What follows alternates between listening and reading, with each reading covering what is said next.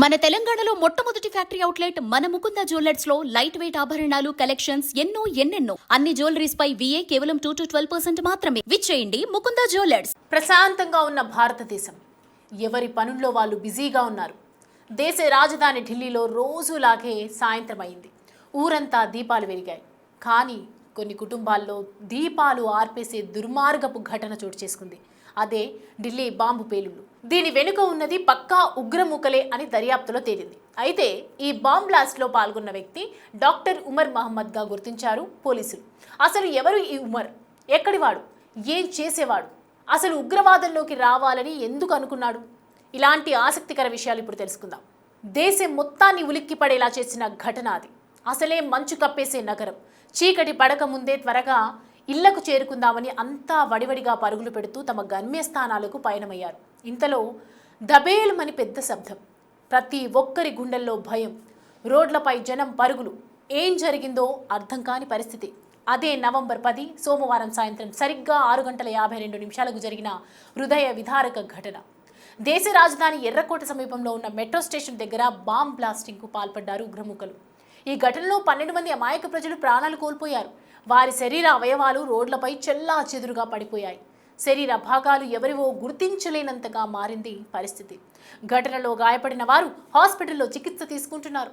అయితే ఈ ఘటన వెనుక ఉన్న ఉగ్రవాద భావజాలం కలిగిన ఉమర్ అని తేలింది. ఇక ఈ ఉమర్ విషయానికి వస్తే 1989 ఫిబ్రవరిలో జన్మించాడు. ఇతడిది జమ్మూ కాశ్మీర్లోని పుల్వామా ప్రాంతం. బాల్యం, విద్యాభ్యాసం మొత్తం ఇక్కడే సాగింది. డాక్టర్ వృత్తిపై ఆసక్తితో శ్రీనగర్లోని గవర్నమెంట్ మెడికల్ కాలేజ్లో చేరాడు. MBBS పూర్తి చేసి MD కూడా అయ్యాడు. చదువు పూర్తయ్యాక అనంతనాగ్లోని GMCలోను సీనియర్ రెసిడెంట్గా నిధులు నిర్వహించాడు. ఆ తర్వాత శ్రీనగర్ విడిచి ఫరీదాబాద్కు వెళ్ళాడు. ఇక్కడే ఇతని జీవితం కీలక మలుపు తిరిగింది. ఉగ్రవాదం వైపు అడుగు వేసేలా చేసింది. ఫరీదాబాద్ ఆల్ ఫలాహ్ మెడికల్ కాలేజ్లో అసిస్టెంట్ ప్రొఫెసర్గా పనిచేస్తూనే తీవ్రవాద భావజాలానికి అలవాటు పడ్డాడు. దీనికి సోషల్ మీడియా వేదికైంది. సామాజిక మాధ్యమాల్లో వచ్చే ఉగ్రవాద చర్యలను గమనిస్తూ తీవ్రవాద భావజాలాన్ని తన నరాల్లో ఇమడింపజేసుకున్నాడు. ఇక సీన్ కట్ చేస్తే ఉగ్రవాద భావజాలానికి లోనైన డాక్టర్లను భద్రతా అధికారులు గుర్తించి అరెస్ట్ చేశారు. పోలీసులు అదుపులోకి తీసుకున్న డాక్టర్లో ఆదిలున్నారు. ఇతను ఉమర్కు చాలా సన్నిహితుడని తేలింది. దీంతో ఉగ్రవాద జాబితాలో ఉమర్ను కూడా చేర్చారు అధికారులు. విధులు నిర్వర్తిస్తున్న సమయంలో అక్కడి డాక్టర్స్తో సంబంధాలు ఉన్నట్లు పోలీసుల దర్యాప్తులో తేలింది. అయితే డాక్టర్ల అరెస్ట్ నేపథ్యంలో భయాందోళనకు గురైన ఉమర్ తనను ఎక్కడ అరెస్ట్ చేస్తారో అన్న ఆలోచనతో ఈ దుశ్చర్యకు పాల్పడినట్లు ఇంటెలిజెన్స్ వర్గాలు ఒకవైపు అనుమానం వ్యక్తం చేస్తున్నాయి.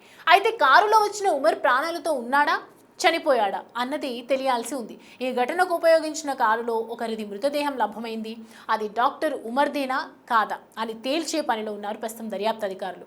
దీనికోసం డెడ్ బాడీకి సంబంధించిన శాంపిల్స్ తీసుకొని ఉమర్ కుటుంబ సభ్యుల DNAతో పరీక్షలు నిర్వహిస్తున్నారు. ఈ క్రమంలోనే ఉమర్ కుటుంబ సభ్యులను అరెస్ట్ చేసి విచారిస్తున్నారు పోలీసులు. ఈ సందర్భంగా కొన్ని సంచలన విషయాలు వెలుగులోకి వచ్చాయి. ఉమర్ తండ్రి GH నబీభట్, తల్లి షమీమా బాను. నబీభట్ గవర్నమెంట్ టీచర్గా పనిచేసి 10 ఏళ్ల క్రితమే రిటైర్డ్ అయ్యారు. అయితే ఈ ఘటనకు పాల్పడిన ఉమర్కు జహూర్ ఆషిక్ అనే సోదరులు ఉన్నారు. వీరందరినీ అదుపులోకి తీసుకొని విచారించగా తల్లి షమీమా కీలక విషయాలు వెల్లడించింది.